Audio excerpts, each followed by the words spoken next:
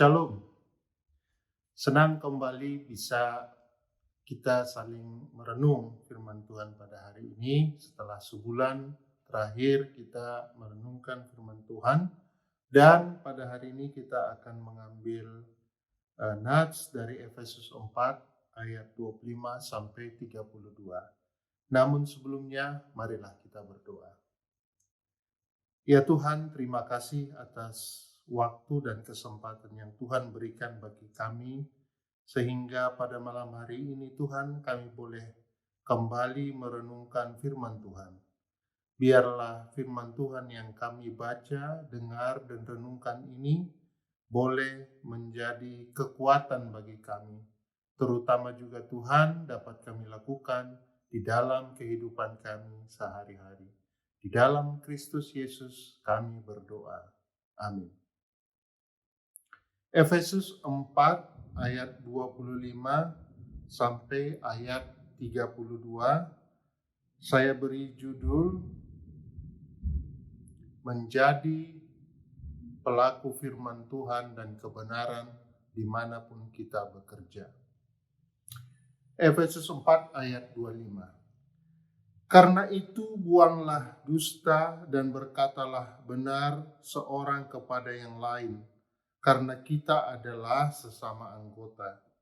Apabila kamu menjadi marah, janganlah kamu berbuat dosa. Janganlah matahari terbenam sebelum padam amarahmu. Dan jangan memberi kesempatan kepada iblis. Orang yang mencuri, berhentilah ia mencuri. Tetapi baiklah ia bekerja keras dan melakukan pekerjaan yang baik dengan tangannya sendiri, supaya ia dapat membagikan sesuatu kepada orang yang berkekurangan. Janganlah ada perkataan kotor keluar dari mulutmu, tetapi pakailah perkataan yang baik untuk membangun, di mana perlu, supaya mereka yang mendengarkannya beroleh kasih karunia. Dan janganlah kamu mendukakan Roh Kudus Allah yang telah memateraikan kamu menjelang hari penyelamatan. Segala kepahitan, kegeraman, kemarahan, pertikaian, dan fitnah hendaklah dibuang dari antara kamu, demikian pula segala kejahatan. Tetapi hendaklah kamu ramah seorang terhadap yang lain, penuh kasih mesra, dan saling mengampuni, sebagaimana Allah di dalam Kristus telah mengampuni kamu. Demikian firman Tuhan. Shalom Bapak dan Ibu sekalian. Jemaat di Efesus kepada siapa Rasul Paulus mengirimkan surat ini? Jemaat ini bukanlah jemaat yang kenal akan Kristus sejak lahir.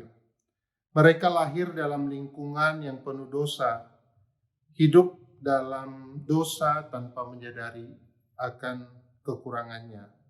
Maka sejak mereka mengenal Kristus dan menerima Kristus sebagai juru selamatnya, mereka menanggalkan manusia lama dan mengenakan manusia baru. Manusia baru yang dibaharui dalam roh dan di dalam pikiran. Manusia baru bukanlah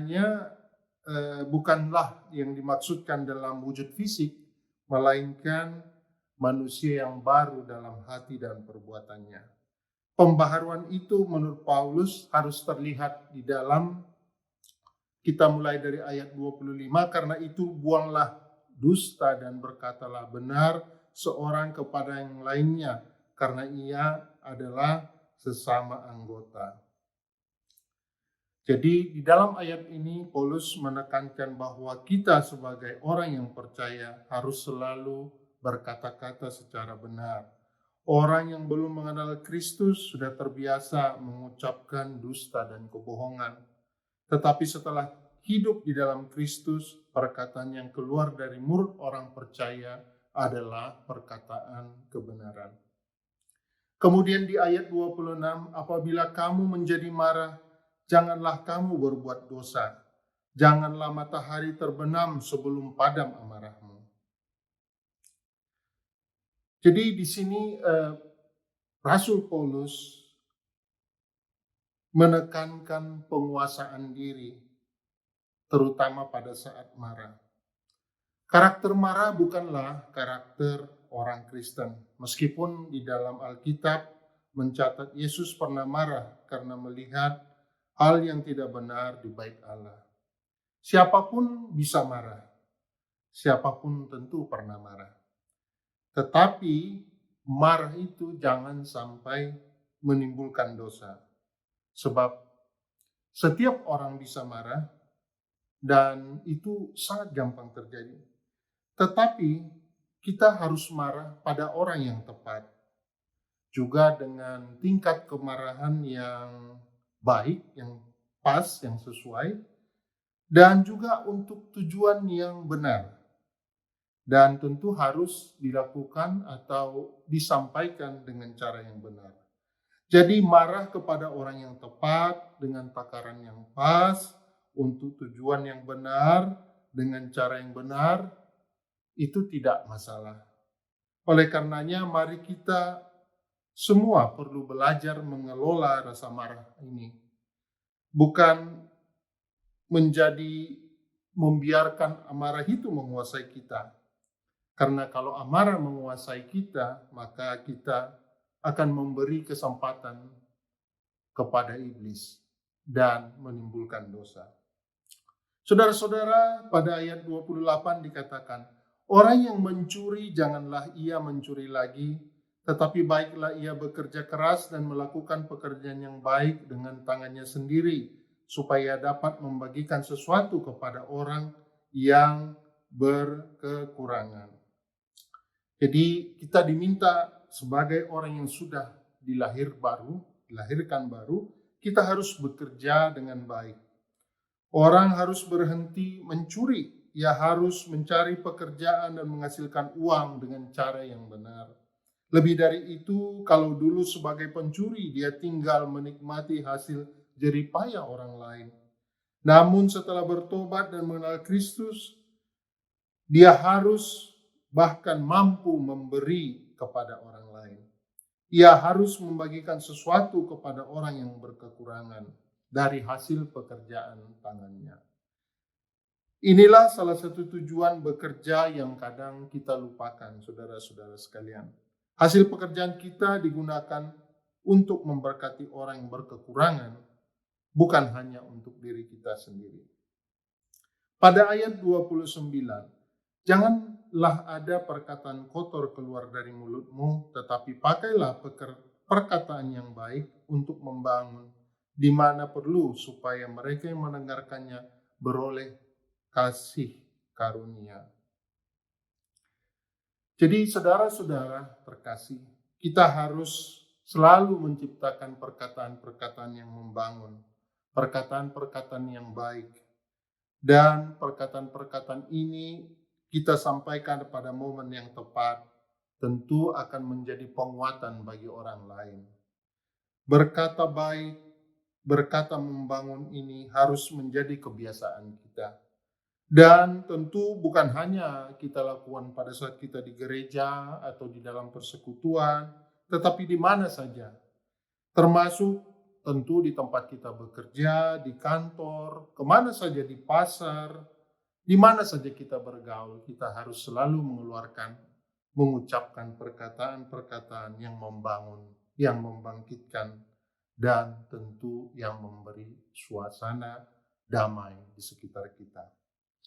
Saudara-saudara, pada ayat 30 dan 32 dikatakan, dan janganlah kamu mendukakan Roh Kudus yang telah memateraikan kamu menjelang hari penyelamatannya.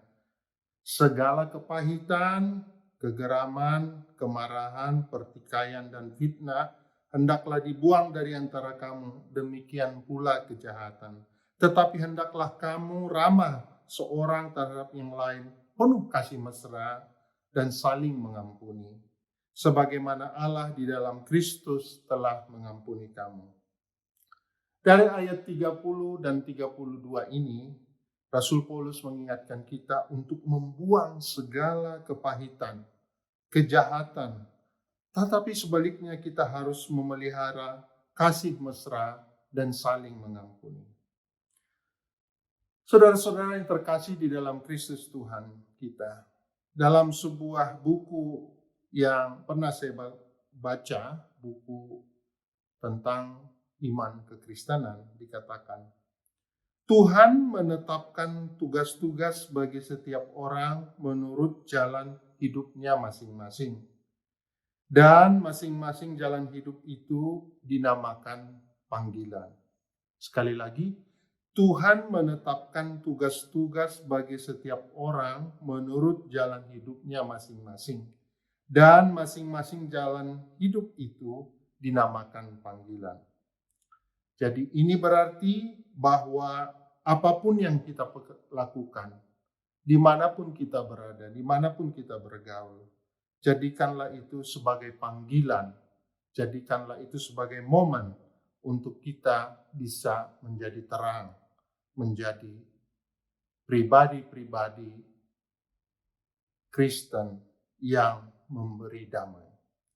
Oleh karena itu, saudara-saudaraku terkasih, dalam menutup renungan pada malam hari ini, sebagaimana kita ditempatkan di mana saja, marilah kita untuk selalu berbicara yang benar, berkata yang benar kepada orang lain.